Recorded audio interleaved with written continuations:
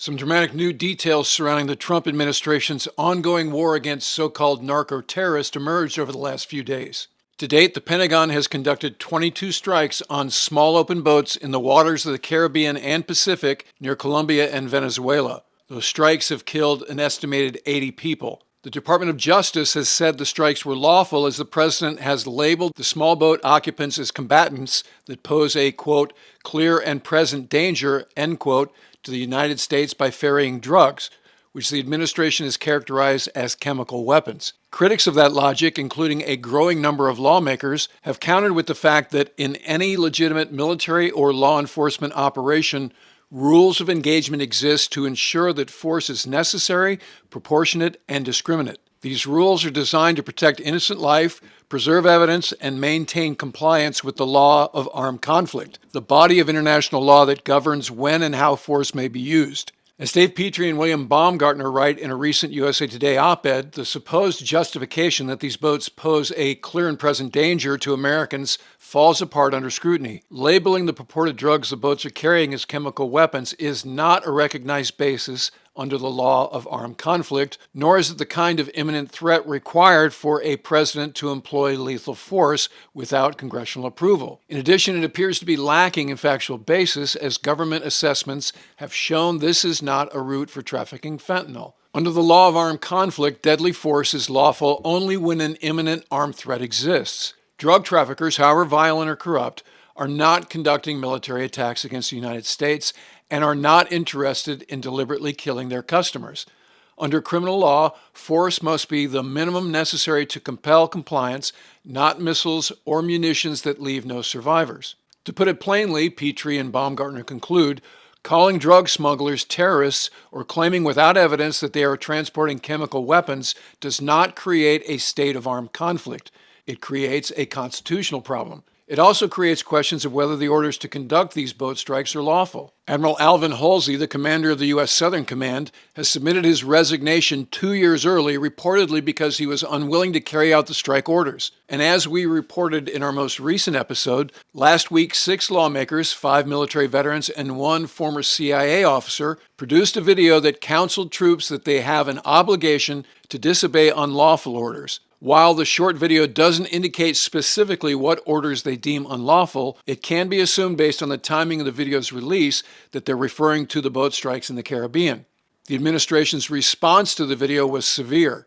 First, President Trump accused them of sedition, which he stated in a Truth Social post is punishable by death. Then Secretary of Defense Hegseth threatened to return Senator Mark Kelly, the only one of the 6 seen in the video who's a retired military officer, back to active duty in order to court-martial him for fomenting insubordination among the ranks. That dynamic dominated the news cycle for a few days, with both sides doubling down on their stances, with Hegseth repeating that Kelly is guilty of sedition, and Kelly telling multiple news outlets and at least one talk show host that the Trump White House was trying to bully him into silence with death threats among other things, and he wasn't going to back down. But now the story has taken another dramatic turn. On November 28th, the Washington Post reported that during the first open boat strike, which occurred on September 2nd, after a U.S. surveillance aircraft shadowed the craft and intelligence analysts in various command centers were confident the 11 people on board were ferrying drugs, Secretary Hegseth gave the order to, quote-unquote, kill everybody. SEAL Team 6 operators stationed on the island of Trinidad fired a surface-to-surface missile which hit the small boat. For a few minutes, the watch teams monitored the blazing wreck, and as the smoke cleared, they saw that 2 of the 11 on board had survived the initial missile strike and were clinging to the side of the boat. At that point, Admiral Frank M. Mitch Bradley, the commander overseeing the operation from U.S. Special Operations Command headquarters in Fort Bragg, North Carolina, reportedly told people on the secure conference call that the survivors were still legitimate targets because they could theoretically call other traffickers to retrieve them and their cargo. He ordered the second strike to fulfill Hegseth's directive that everybody must be killed. The second strike did just that. Later on September 2nd, President Donald Trump released a redacted 29-second surveillance drone video showing the attack. The video does not include any footage of the subsequent strike on the survivors. Immediately following the Washington Post publication of the news regarding the second strike on the first boat, which the media labeled as a double tap, using special operator terminology for shooting threats twice to ensure they're neutralized, Hegseth tweeted the following: "As usual, the fake news is delivering more fabricated, inflammatory, and derogatory reporting to discredit our incredible warriors fighting to protect the homeland. Our current operations in the Caribbean are lawful under both U.S. and international law, with all actions in compliance with the law of armed conflict, and approved by the best military and civilian lawyers up and down the chain of command. Our warriors in Southcom put their lives on the line every day to protect the homeland from narco-terrorists, and I will always have their back." That tweet was followed by another, this one from Hegseth's personal Twitter account. "We have only just begun to kill narco-terrorists." The outcry from experts in the law of armed conflict in the wake of the Washington Post's report about the double tap was overwhelming and unanimous in their assertions of illegality. Here's a representative post of that stance by SEAL Team and JSOC veteran and military legal expert Nathan Charles. "We just found out from the headlines online that the Washington Post is reporting that Pete Hegseth, just prior to one of these operations in the Caribbean against a drug boat, ordered SEAL Team 6 to raid the craft and leave no survivors. It was an explicit order. I am an attorney. I am a former federal prosecutor, National Security Division. I am a former Navy SEAL officer, and I am a former officer who was assigned to JSOC, to Joint Special Operations Command. In all of those capacities, if there's any truth to Pete Hegseth, to these rumors, if there's any truth to the reporting about Pete Hegseth, I can tell you with absolute certainty that Pete Hegseth is not only incompetent, he is in fact a war criminal. There's been a lot of debate over the past week or so about the video where Mark Kelly and some other Democratic lawmakers said it's okay to disobey illegal orders.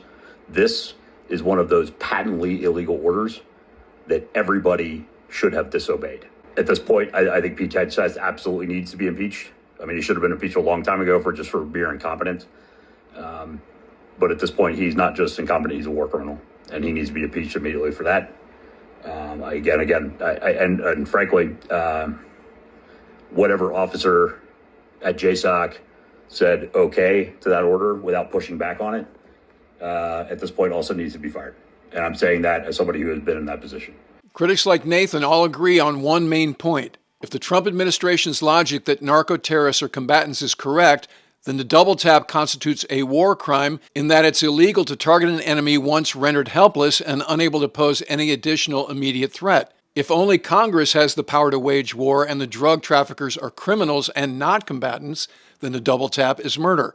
In the face of the growing pressure generated by credible critics matter-of-factly citing the law of armed conflict, Hegseth's claim that the Washington Post report was fabricated, inflammatory, and derogatory was reversed by White House Press Secretary Carroll Leavitt, who stated this. Regarding Venezuela, the president said yesterday that Secretary Hegseth had denied that second strike, the reported second strike on an alleged drug boat on September 2nd, the secretary said to the president that didn't happen. But to clarify, I just wanted you to clear this up.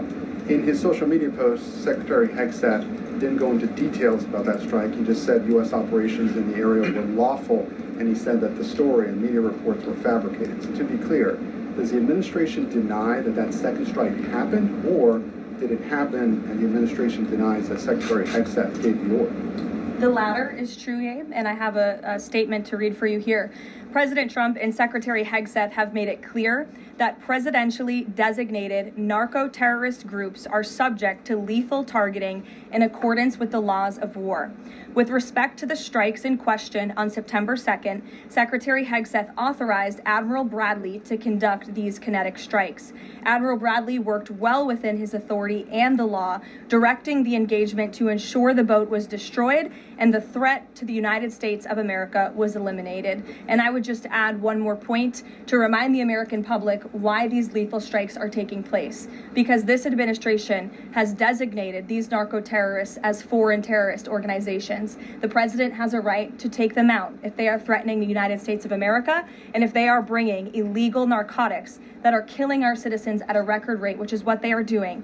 And under the previous administration, there was enough fentanyl trafficked into our country to kill every American man, woman, and child many times over. And so that's why you've seen a drastic difference in this administration's policy with respect to the last, and it's one of the many reasons the American public reelected this president and support this Secretary of War in conducting these strikes. So to be clear, to clarify, Admiral Bradley was the one who gave that order for a second strike. And he was well within his authority to do so. That statement was followed by this tweet from Secretary Hegseth. Let's make one thing crystal clear. Admiral Mitch Bradley is an American hero, a true professional, and has my 100% support.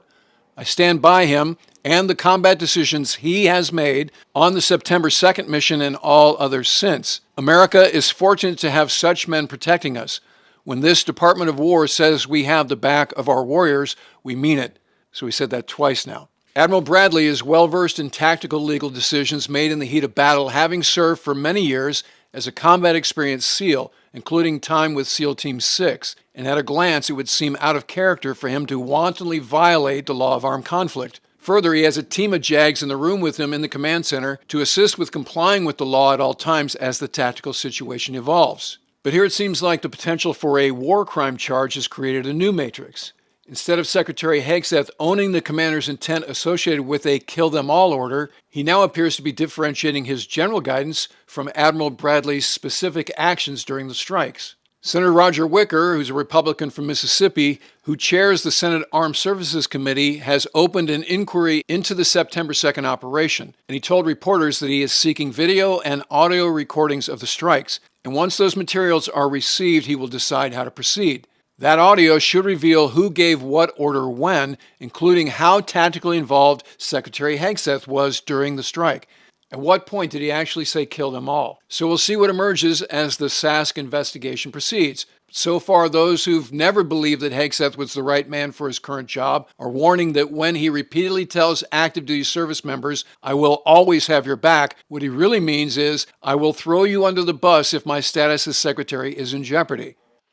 We'll be keeping our eyes on this situation, so if you're not already a subscriber, become one so you don't miss anything going forward. And in the meantime, I look forward to talking to you again very soon.